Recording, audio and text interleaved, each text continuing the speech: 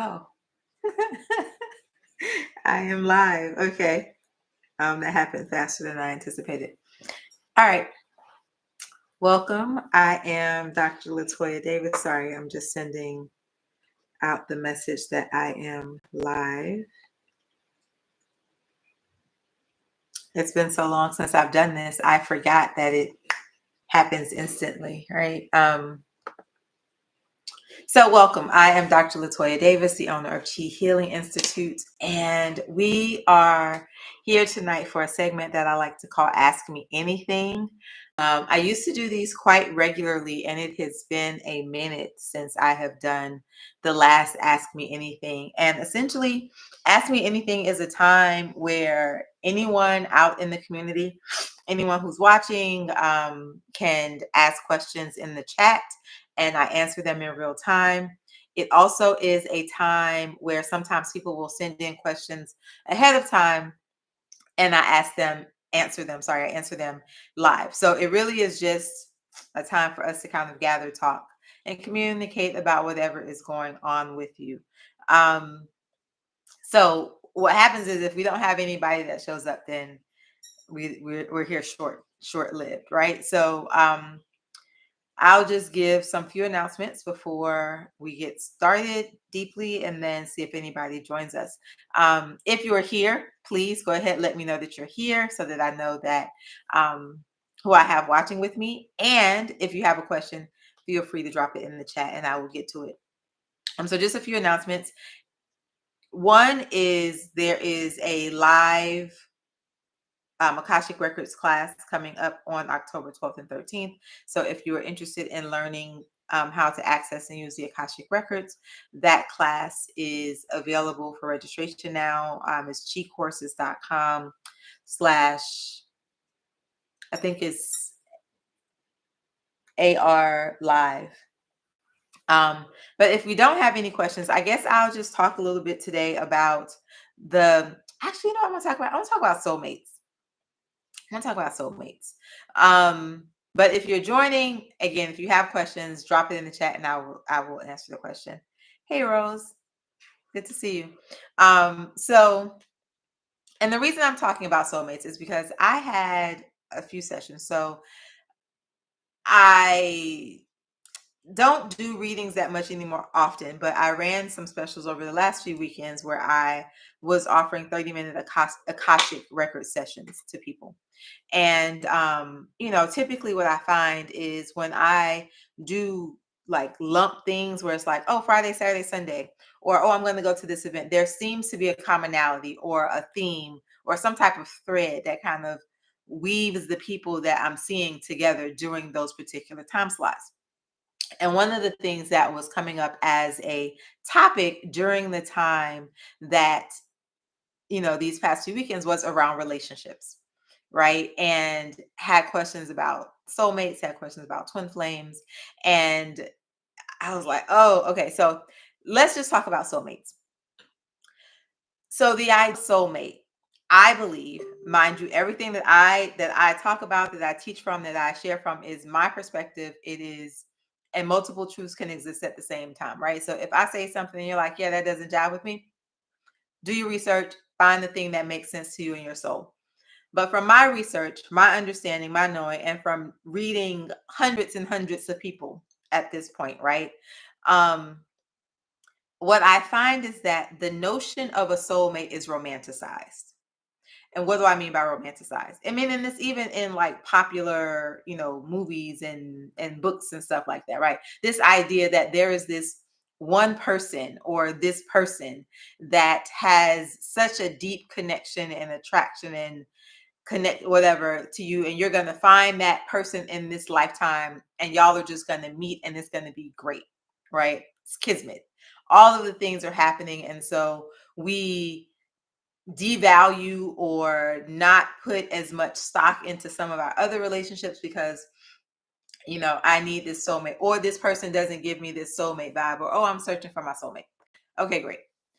The reality is what a soulmate is a contract, right? The soulmate To be or to have a soulmate relationship says that there's an agreement between you and another soul from some other iteration of your time together. Now, the soulmate does not have to be about a romantic relationship, right? It literally just says soul A and soul B has made an agreement to come back and do X, Y, and Z, to start a business, to just be born or incarnate in the same time frame, right? We're both going to come back in the year 2024, right?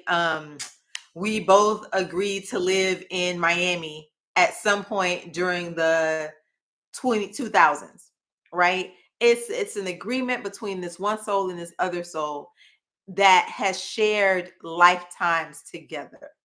Okay.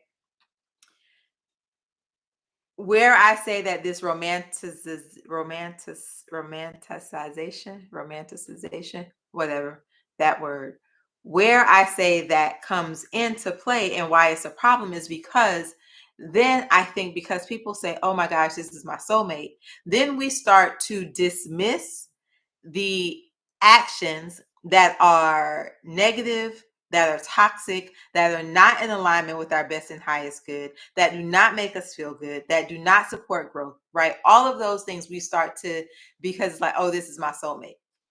Oh, I had this thing, and this person said that we were together in the past life. And so now in this life, I must be their doormat. Absolutely not. Right? Absolutely not.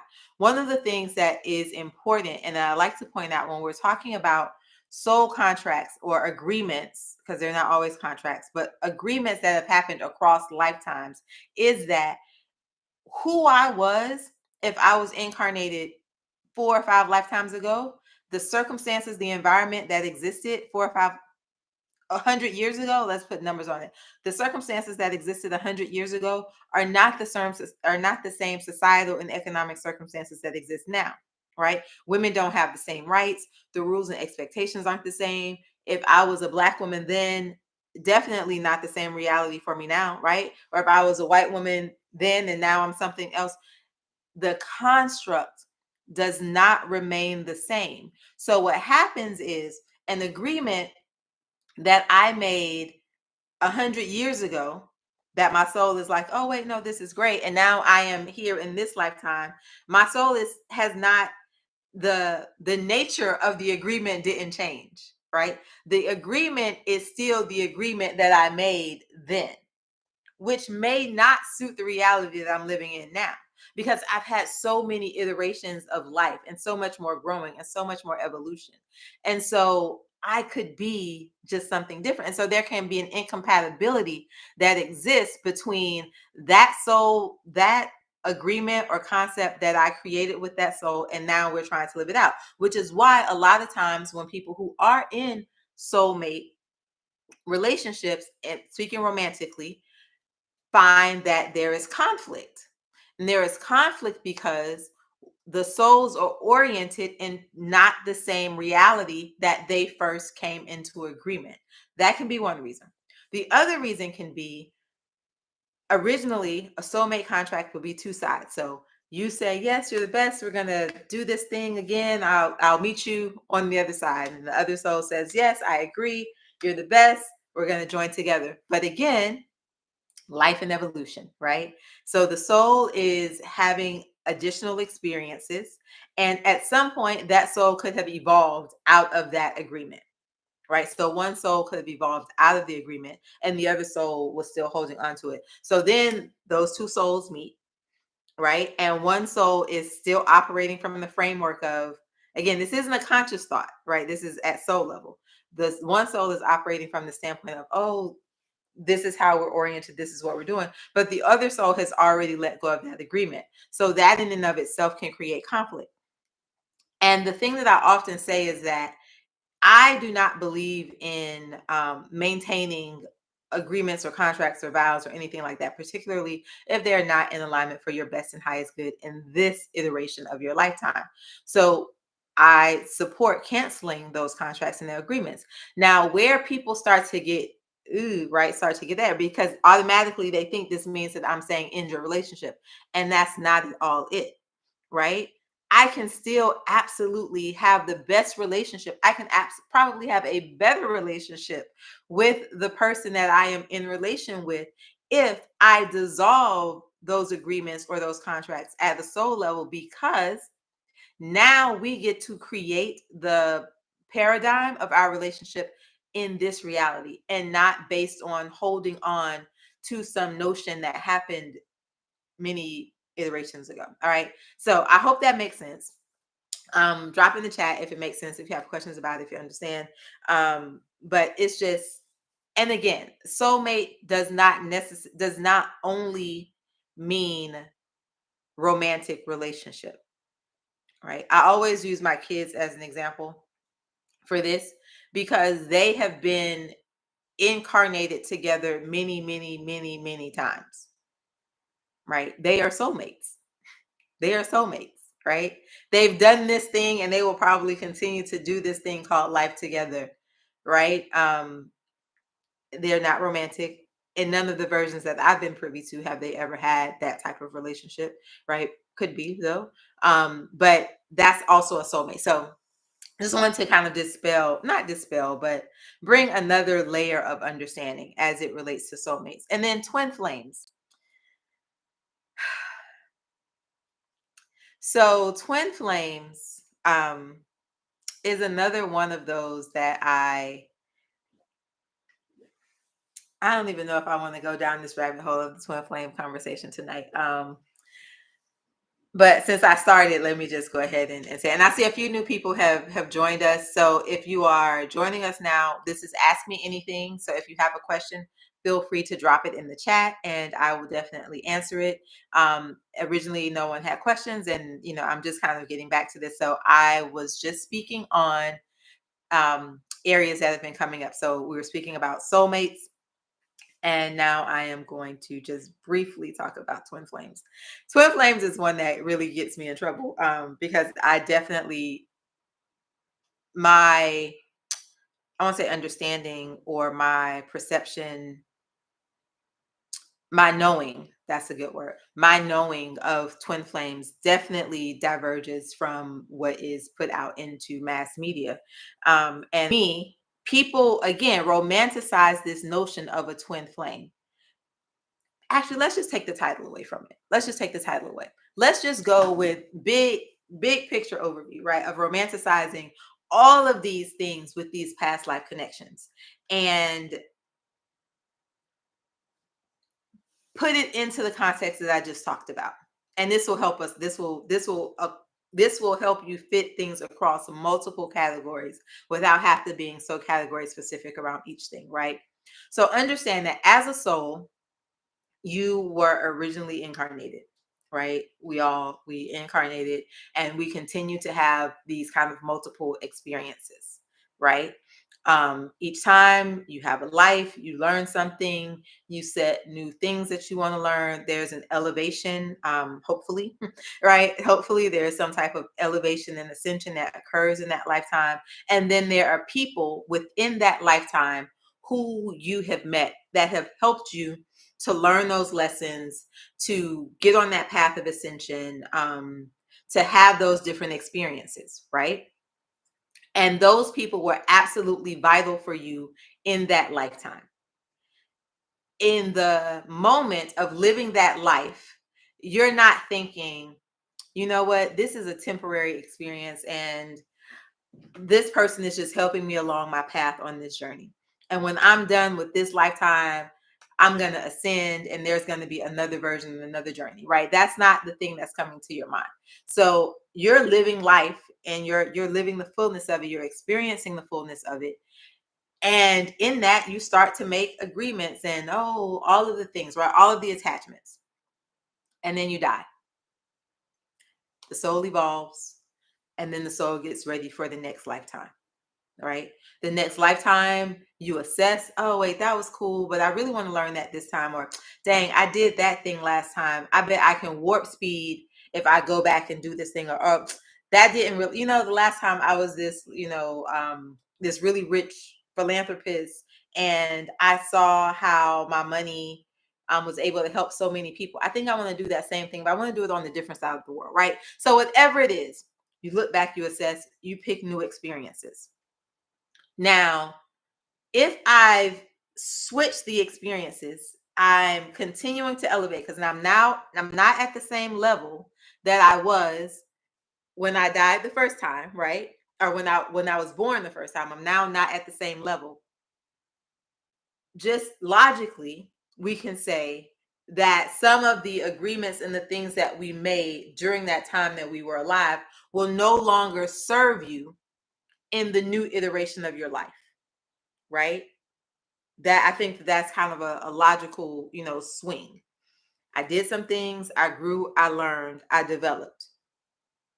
And now I'm at a different level because I'm continuing to grow, evolve. And if the other person didn't grow, evolve at the same rate or in the same capacity, because they're also on their own journey, which has nothing to do with you, right? Just like they played a role in your life in helping you learn the lesson and develop, you are playing a role in their life for a particular lesson, a particular development, a particular experience, right? But your two soul missions are not necessarily intertwined together.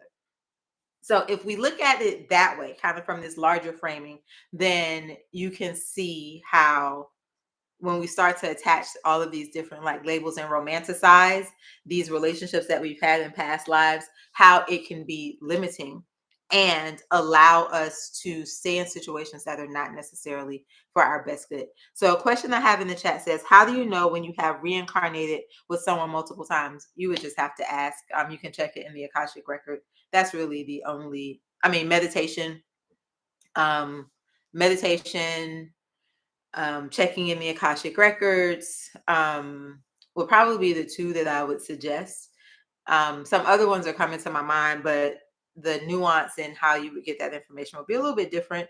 So you could definitely just use or tapping into kind of universal consciousness and using like pendulum or kinesiology testing would be a way. But the short or the again kind of overarching thing is you would need to tap into kind of the universal energetic field.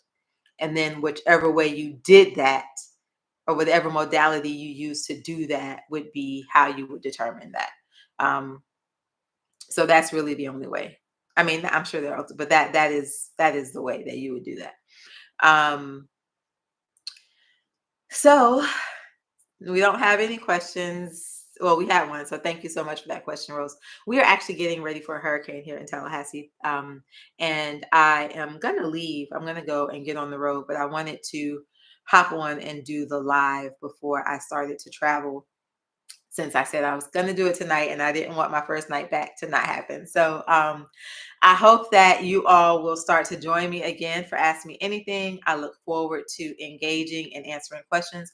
As always, feel free to email me the questions ahead of time or DM me on social media. Either one works fine, and I will answer them during Ask Me Anything. All right. So until next time, stay safe and have a soul-led day. Good night.